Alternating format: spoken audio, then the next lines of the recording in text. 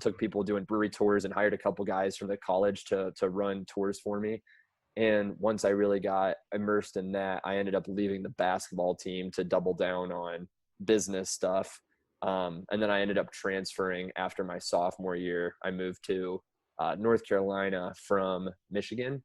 And that was how I ultimately ended up meeting the folks from Untapped and got involved with that business. But yeah, the path to school was initially bred from basketball. Did you kind of see that maybe basketball wasn't going to get you where you want, and you knew that I had to look at what was the best option for me and make that commitment? Yeah, I definitely thought going into college that I would probably play basketball professionally overseas for a period after I graduated from college. And keep playing the sport that I love, experience a new country and culture. You don't get paid a ton doing that, but you get to experience a lot.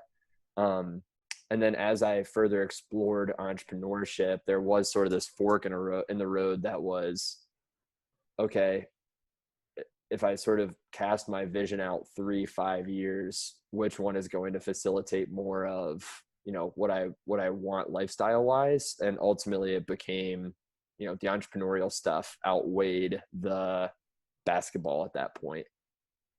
So when you made that transition to North Carolina, did you kind of have that starting of where maybe I don't want to finish the college education and want to go right into the business world?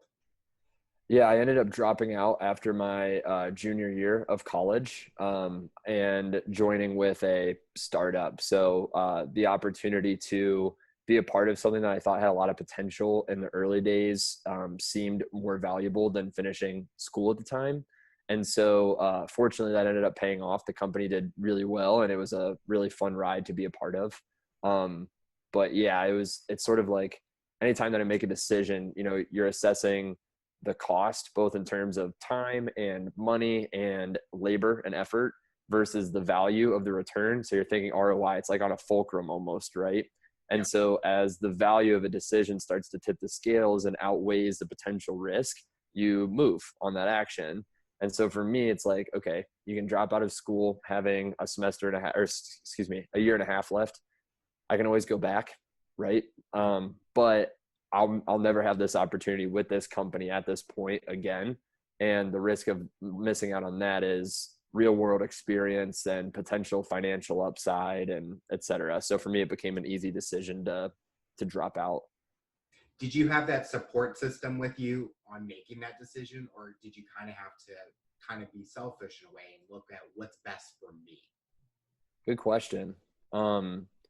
My parents, I would say it was somewhere in between. Like at the time I was just really starting to demonstrate a level of maturity that I hadn't in high school and in college.